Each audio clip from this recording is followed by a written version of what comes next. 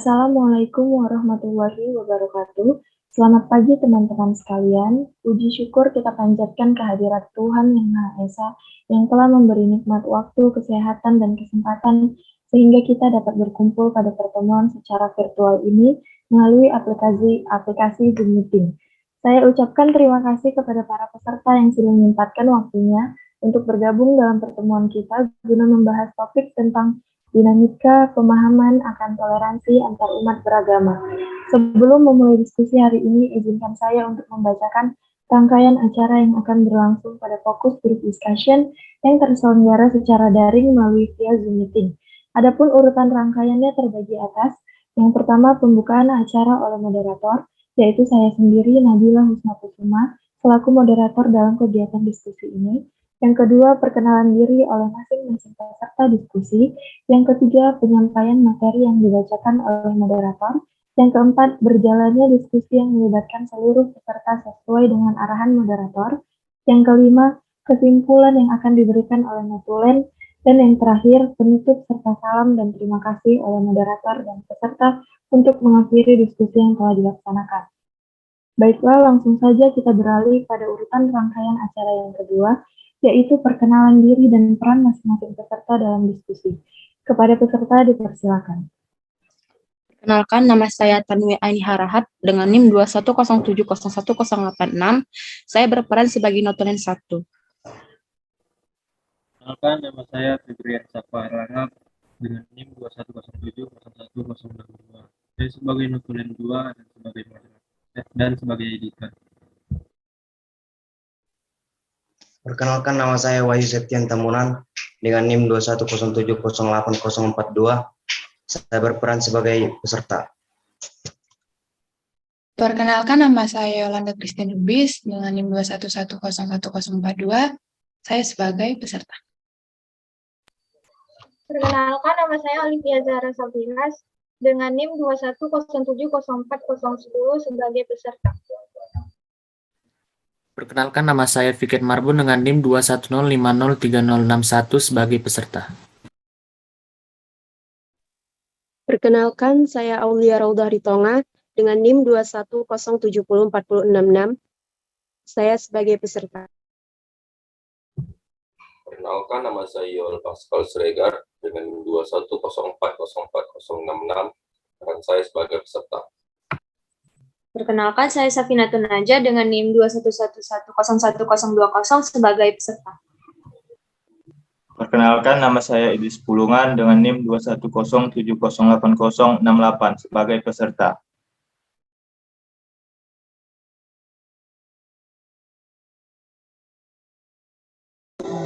Perkenalkan, nama saya Rati Mutia Jabar dengan NIM 211. Saya sebagai peserta. Perkenalkan, nama saya Imanu Erva Manalu dengan NIM 211101069. Saya sebagai peserta. Kembali terima kasih kepada moderator. Saya kembali kepada moderator. Terima kasih. Urutan rangkaian selanjutnya yaitu penyampaian materi yang akan dibacakan oleh saya sendiri. Baik, dalam forum diskusi ini akan saya sampaikan beberapa hal yang menjadi materi pembahasan yang akan dibahas oleh para peserta diskusi. Adapun yang termasuk adalah yang pertama, apakah arti toleransi dan kerukunan antar umat beragama? Pembahasan materi ini akan disampaikan oleh Idris Pulungan dan Yolanda Christine Lubis. Yang kedua, bagaimanakah implementasi toleransi dan kerukunan antar umat beragama di Indonesia? Pembahasan materi ini akan disampaikan oleh Aulia Raudah Ritonga, Wahyu Septian, Alivia Zahra Safira, dan Yoel Pascal. Dan yang terakhir, apa sajakah yang harus dilakukan agar implementasi toleransi dan kerukunan antar umat beragama di Indonesia dapat berjalan dengan baik? Pembahasan materi ini akan disampaikan oleh Fikret Marbun, Immanuel Irfan Manalu, Rati Mutia Jabar, dan Safina Tunaja. Baik, langsung saja kita mulai berjalannya diskusi ini dengan penyampaian pembahasan materi yang pertama. Apakah arti toleransi dan kerukunan umat beragama? Kepada peserta diskusi yang berperan dalam menyampaikan pembahasan materi ini, waktu dan tempat dipersilakan. Baiklah, saya akan menjelaskan arti toleransi dan kerukunan antar umat beragama. Di sini kita sebagai mahasiswa sering mendengar kata toleransi, namun tidak semua dari kita tahu apa arti toleransi.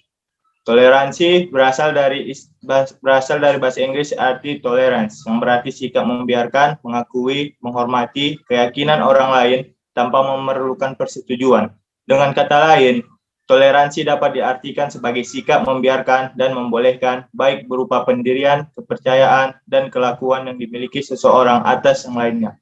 Toleransi tidak berarti seseorang harus mengorbankan kepercayaan dan keyakinan yang ia anut, tetapi toleransi tercermin pada sikap yang kuat terhadap kepercayaannya sendiri. Kerukunan umat beragama identik dengan istilah toleransi. Istilah toleransi menunjukkan pada arti saling memahami, saling mengerti, dan saling membuka diri dalam bingkai persaudaraan.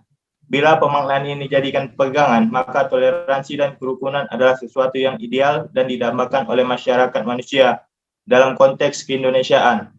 Kerukunan beragama berarti kebersamaan antar umat beragama dengan pemerintah dalam rangka suksesnya pembangunan nasional dan menjaga negara kesatuan Republik Indonesia. Ajaran Islam mengungkapkan hidup damai, rukun, dan toleran. Kerukunan umat beragama adalah kondisi di mana antar umat beragama dapat saling menerima, saling menghormati, saling tolong-menolong, dan bekerjasama dalam mencapai tujuan bersama. Dalam konteks keindonesiaan, kerukunan beragama berarti kebersamaan antara umat beragama dengan pemerintah dalam rangka suksesnya pembangunan nasional dan menjaga negara kesatuan Republik Indonesia. Saya lanjutkan ke materi selanjutnya. Menurut saya, toleransi adalah kemampuan seseorang memperlakukan orang lain dengan sikap yang berbeda. Toleransi termasuk sikap positif seperti menghargai dan menghormati orang yang berbeda agama, ras, bahasa, suku, dan budaya. Toleransi merujuk pada sikap saling menghargai antar sesama. Kerukunan antar umat beragama adalah kebersamaan antar umat beragama dengan pemerintah dalam rangka menyukseskan pembangunan nasional dan menjaga negara kesatuan Republik Indonesia. Kerukunan umat beragama dan toleransi saling berkaitan, karena kerukunan umat beragama adalah sebuah hubungan antar umat beragama yang dilandasi toleransi, saling berpengertian, dan saling menghormati dalam mengamalkan ajaran agama, serta kerjasama dalam kehidupan bermasyarakat. Saya kembalikan ke moderator.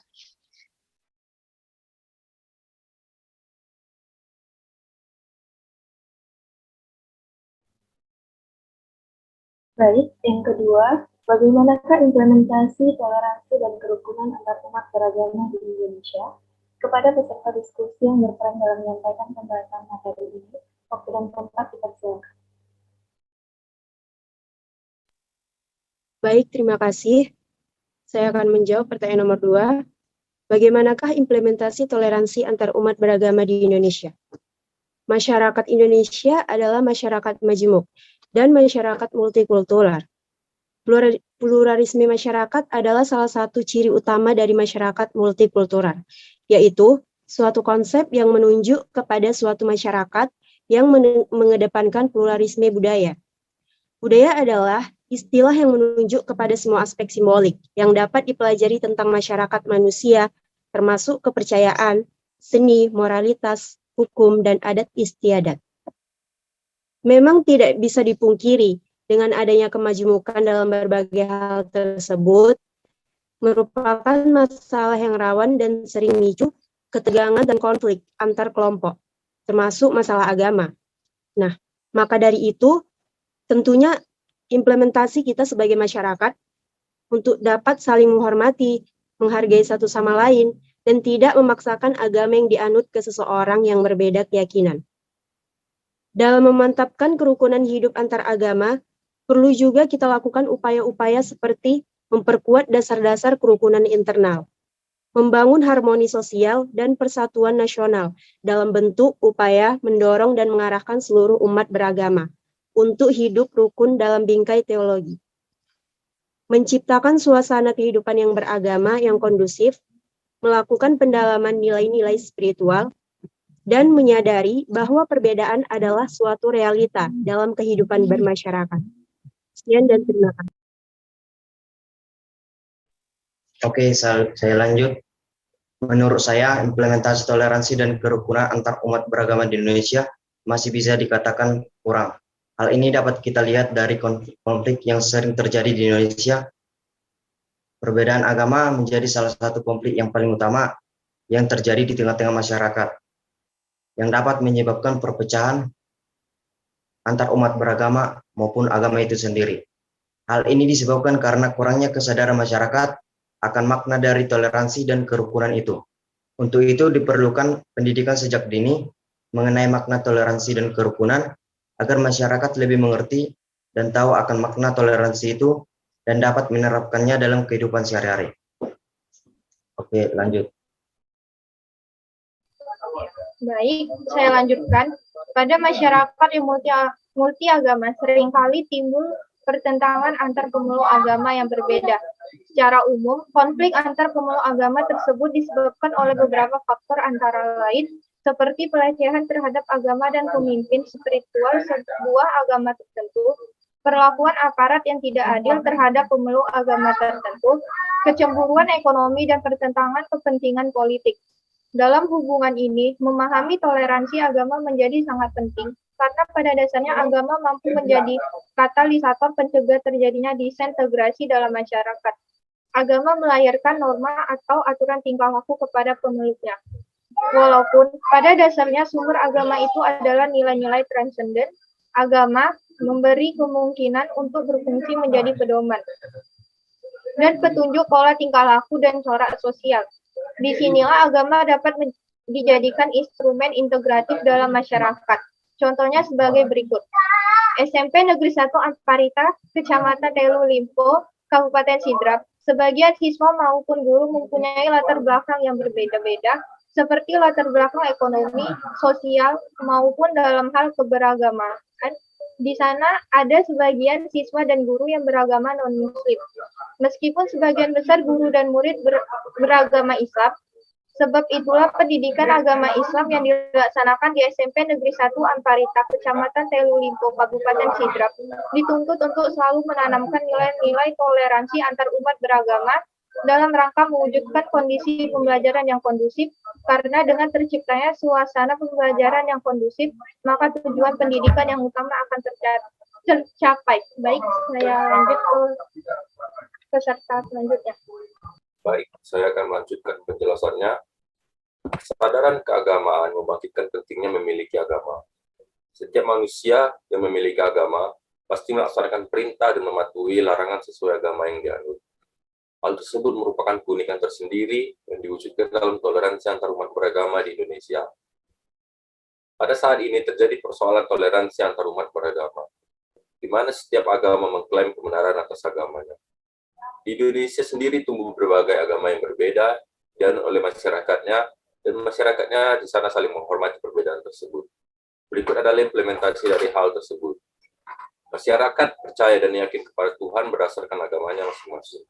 Yang kedua, masyarakat saling menghormati kebebasan menjalankan ibadah yang dianut, seperti aktivitas-aktivitas serta peringatan atau perayaan masing-masing agama, serta tidak memaksakan kepercayaan agama kepada orang lain, tetapi juga tidak melarang orang lain pindah agama. Yang ketiga itu, sikap saling bekerja sama dan saling membantu dalam kehidupan sehari-hari, dan saling membantu dalam kegiatan kemasyarakatan. Dan yang keempat, ada juga faktor penghambat dalam toleransi antar umat beragama. Di antaranya adalah di mana ada rasa saling curiga yang menyebabkan pemahaman agama yang kurang bisa menjadikan konflik antar pemeluk umat beragama, dan seringnya muncul konflik yang melibatkan agama membutuhkan adanya tindakan serius agar kasus semacam ini tidak menimbulkan ancaman bagi bangsa Indonesia di masa yang akan datang. Selain itu, agama merupakan suatu permasalahan yang amat sensitif dan kompleks yang tidak dapat diselesaikan dalam waktu sebentar. Seperti halnya dalam konflik Poso, Tanjung Balai, Sampang, bahkan konflik penistaan agama lainnya. Kemajemukan masyarakat dalam hal agama menjadi sumber kerawanan permasalahan sosial apabila tidak dibina dengan baik. Padahal dalam setiap agama selalu mengajarkan untuk rukun, mengajarkan persatuan dan kebersamaan, dan juga mengatur manusia bagaimana dalam hidup dalam kemasyarakatan. Baik, saya kembalikan kepada moderator.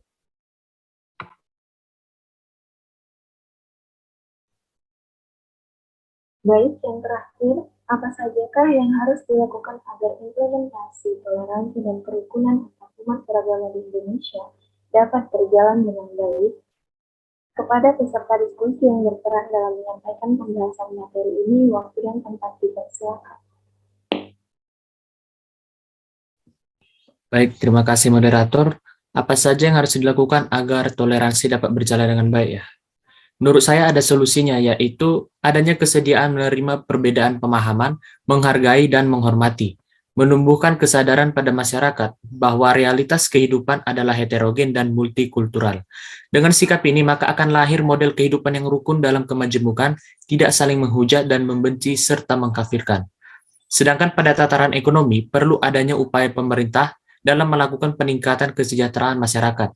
Kondisi ekonomi yang stabil berbanding lurus dengan menurunnya tingkat ekstremisme dan intoleran masyarakat.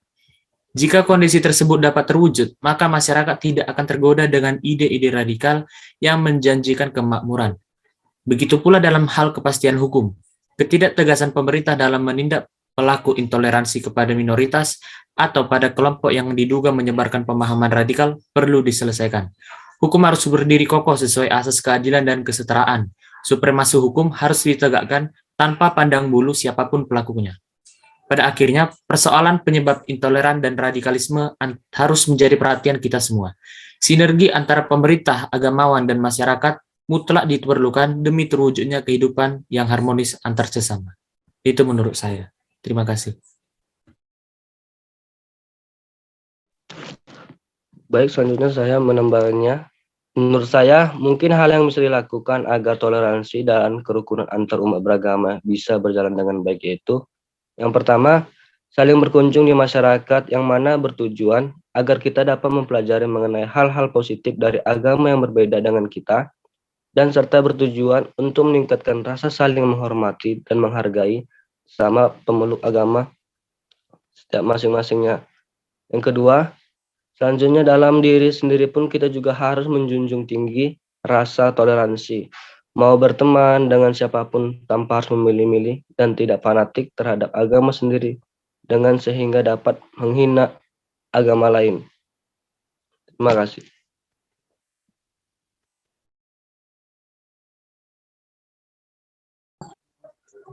Baiklah, saya lanjut. Indonesia adalah negara yang memiliki keunikan tersendiri di dalam membangun, memelihara, membina, mempertahankan, dan memberdayakan kerukunan umat beragama. Upaya-upaya berkaitan kegiatan kerukunan umat beragama tersebut merupakan sebuah proses tahap demi tahap yang harus dilalui secara seksama agar perwujudan kerukunan umat beragama benar-benar dapat tercapai. Di samping itu, ia juga merupakan upaya terus-menerus tanpa henti dan hasilnya tidak diperoleh secara instan. Dan seandainya kondisi ideal kerukunan tersebut sudah tercapai, bukan berarti sudah tidak diperlukan lagi upaya untuk memelihara dan mempertahankannya. Justru harus ditingkatkan kewaspadaan agar pihak-pihak yang secara sengaja ingin merusak keharmonisan kerukunan hidup atau kerukunan umat beragama di Indonesia tidak bisa masuk. Karena itu, kerukunan umat beragama sangat tergantung dan erat kaitannya dengan ketahanan nasional Indonesia.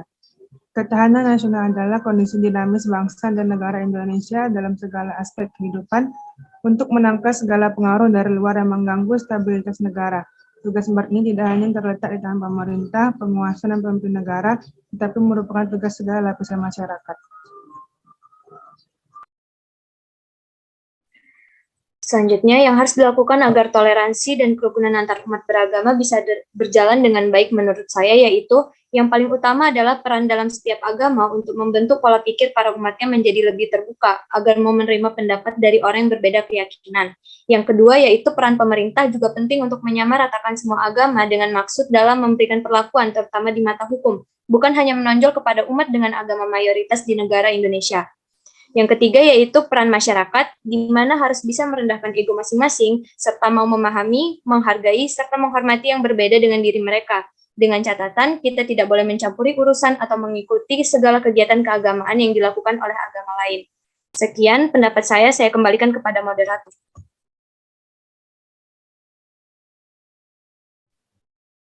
Terima kasih pada peserta diskusi yang telah memberikan pemaparannya akan pembahasan materi ini. Selanjutnya yaitu kesimpulan yang akan diberikan dan disampaikan oleh notulen. Kepada notulen yang sudah tempat dipersilakan. Kesimpulan tentang pertanyaan apakah arti toleransi dan kerukunan umat beragama. Toleransi berasal dari bahasa Inggris, tolerance, yang artinya menghormati keyakinan orang lain.